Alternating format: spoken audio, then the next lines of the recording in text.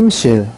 어느 날 우리가 함께 침실에 있을 때 주님은 침대 옆에 놓여있는 사진을 보고 물으셨습니다. 제 여자친구 사진이에요 라고 내가 대답했습니다. 그 여자친구와의 관계는 건전한 것이라고 생각하면서도 그분께 말씀드리는 것이 약간 쑥스러웠습니다. 사실 여자친구와 몇 가지 갈등이 있었는데 그런 문제를 그분과 상의하고 싶지는 않았습니다. 그래서 나는 주제를 바꾸어 보려고 했습니다. 그런데 예수님은 내 생각을 미리 아신 듯 이렇게 말씀하셨습니다. 너는 성에 관한 나의 가르침에 의문을 제기하고 있구나. 그렇지 않니?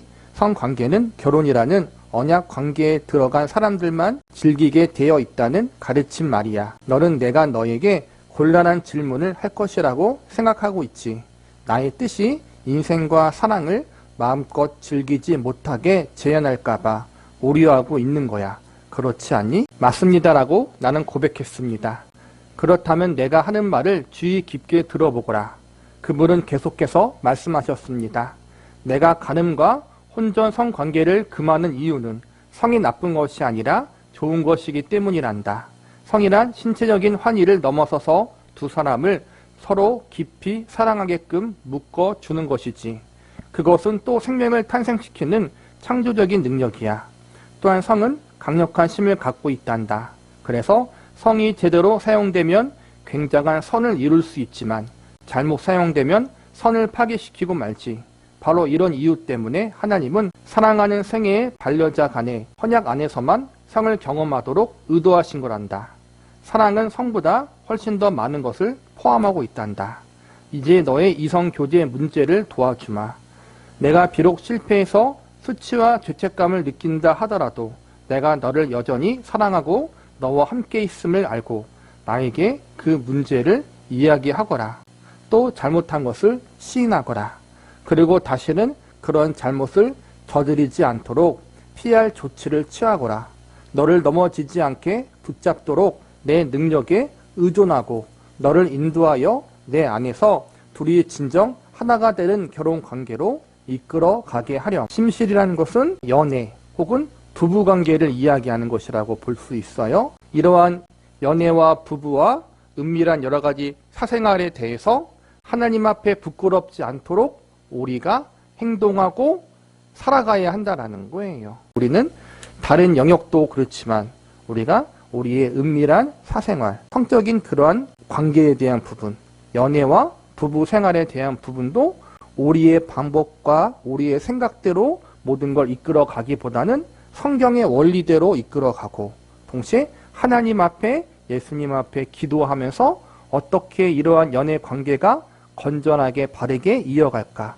부부 관계와 생활이 어떻게 해야 하나님 보시기에 합당하게 믿음 안에서 서로가 하나가 되어 서로가 하나님을 바라보며 나아갈 수 있을까라는 그런 고민과 기도를 할 수 있는 사람들이 되어야 한다는 거예요. 하나님은 우리의 공적인 영역에서만 우리의 주인이 아니라 이렇게 은밀한 사생활에 대해서도 우리의 주인 되시기 때문에 하나님 앞에 부끄럽지 않게 살아야 한다는 거예요. 벽장. 이제 당신과 나누고 싶은 것이 한 가지 더 있습니다. 어느 날인가 나는 그분이 문가에서 나를 기다리고 계신 것을 보았습니다. 그분의 눈에는 나의 주의를 사로잡는 표정이 있었습니다. 내가 들어가자 그분이 말씀하셨습니다. 집 안에서 이상한 냄새가 난다. 이 주위에 무엇인가 죽어있는 것이 있어. 위층 벽장 앞에서 그 냄새가 나는 것 같구나. 말씀을 듣자마자 나는 곧 그분이 무엇을 말씀하시는 것인지 알았습니다. 층계차면은 네모지고 자그마한 벽장이 있었습니다.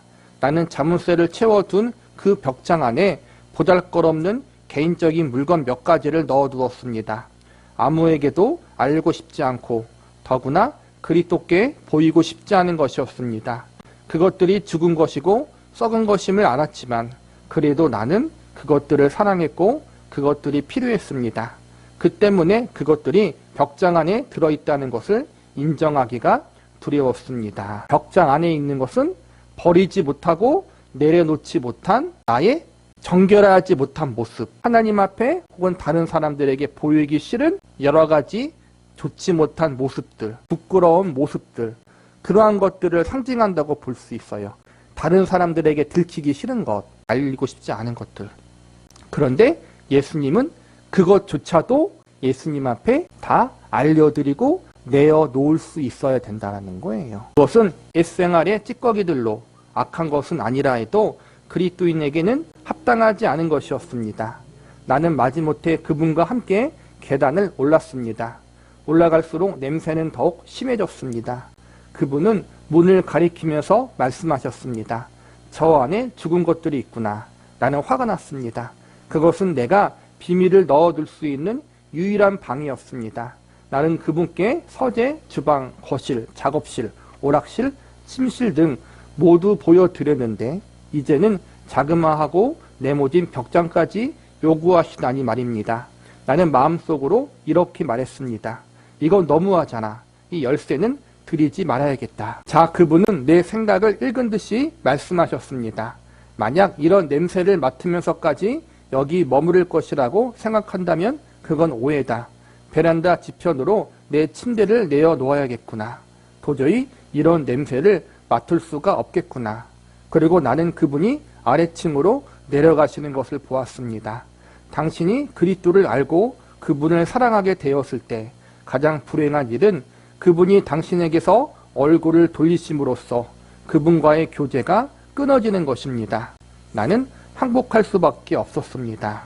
그 벽장 안에 들어있는 것이 주님 볼 때 너무나 합당하지 않은 것이었고 썩는 냄새가 나는 그러한 죄악된 것들이었기 때문에 예수님은 그걸 싫어했고 우리 안에 그것을 있는 것을 용납하지 못했다라는 거예요. 여기서는 그래서 예수님이 베란다로 가버리겠다. 즉 너와 교제를 하지 않겠다. 그렇게 강력하게 말씀하시는 것으로 나오는데 죄는 우리와 하나님과의 관계를 단절시키고 멀어지게 하잖아요. 물론 우리가 예수님을 구세주로 영접하면 우리와 하나님과의 관계는 끊어지지 않아요. 자녀의 잘못된 것 때문에 잘못된 행동 때문에 부모와 자녀의 사이가 친밀한 교제의 관계에서 금이 갈 수는 있잖아요.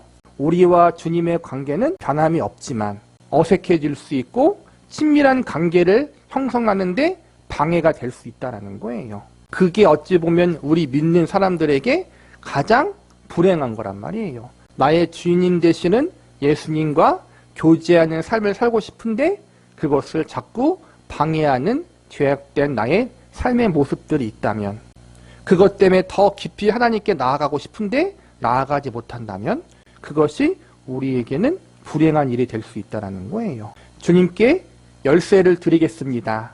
나는 슬픈 마음으로 말했습니다.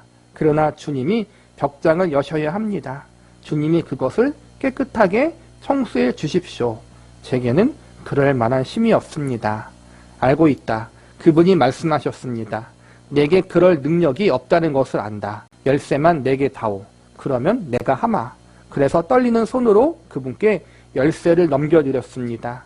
그분은 내 손에서 열쇠를 받으시더니 문으로 가서 벽장을 여시고 거기서 섞고 있던 물건을 다 꺼내어 저 멀리 던져버리셨습니다. 그리고 나서 벽장을 정결하게 하시고 페인트로 칠하고 수리하셨는데 이 모든 일을 순식간에 해치우셨습니다. 곧 상쾌하고 향기로운 바람이 집안으로 불어왔습니다. 모든 분위기가 바뀌었습니다. 아, 그 죽은 것들을 내 삶에서 추방시켜 버렸을 때 얼마나 큰 승리와 해방을 맛보았는지요.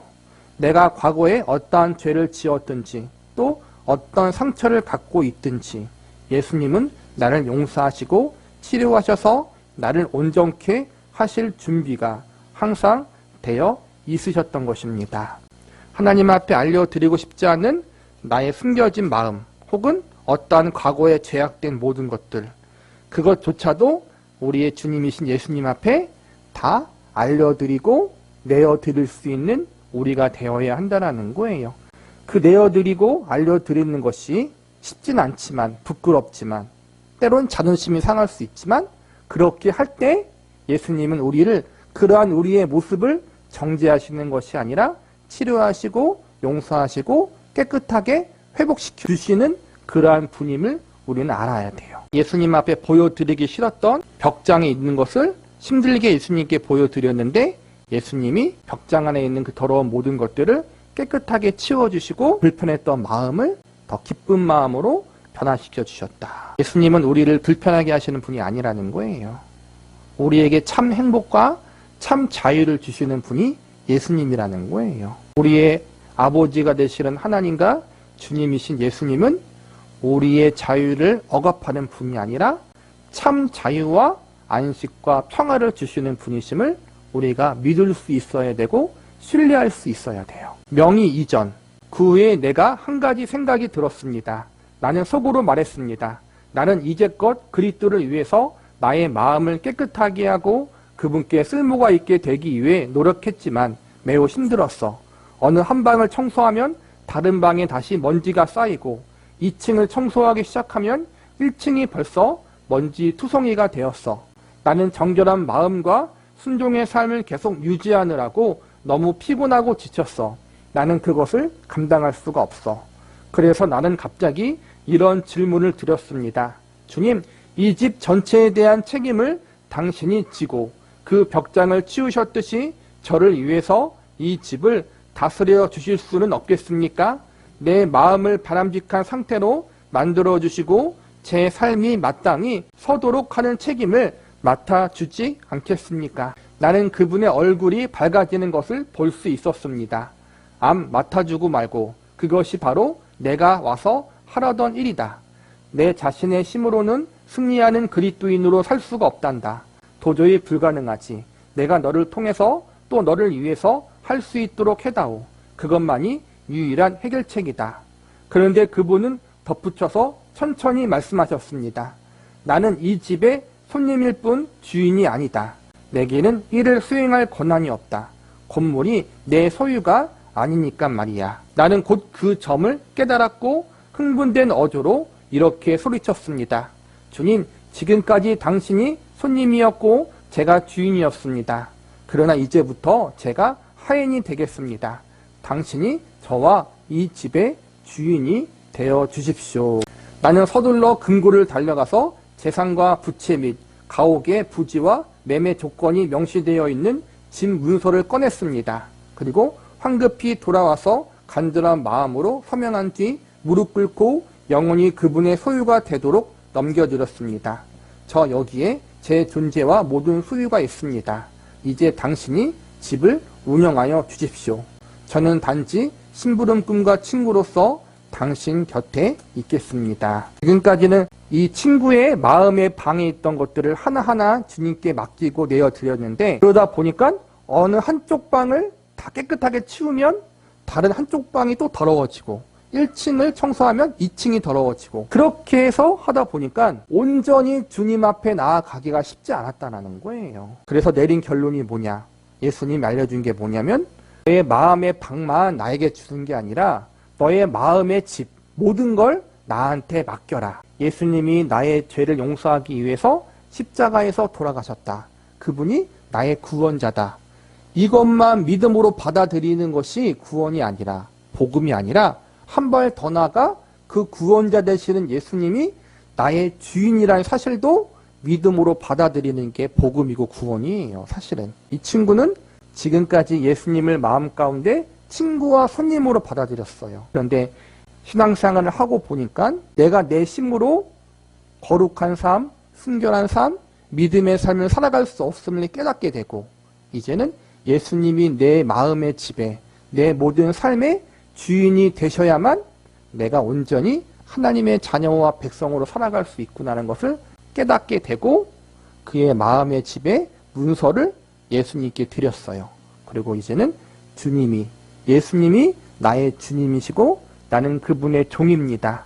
나는 그분의 청지기입니다라고 고백하는 장면이 지금 여기에 나와 있는 거예요. 그분은 그날 나의 삶을 받으셨습니다. 그래서 나는 당신에게 그리스도인의 삶을 사는데 이보다 더 좋은 방도가 없다는 것을 말씀드릴 수 있습니다. 그분은 그리스도인의 삶을 아름답게 하고 또 그 삶을 사용하는 방법을 알고 계십니다. 그리하여 깊은 평화가 내 영혼 위에 자리 잡은 것입니다. 영원토록 나는 그분의 것이고 그분은 나의 것입니다. 그리스도께서 당신의 마음속에서도 모든 것의 주인으로 정착하시고 안주하기를 바랍니다. 예수님은 우리의 손님이 아니에요. 우리의 주인이라는 사실.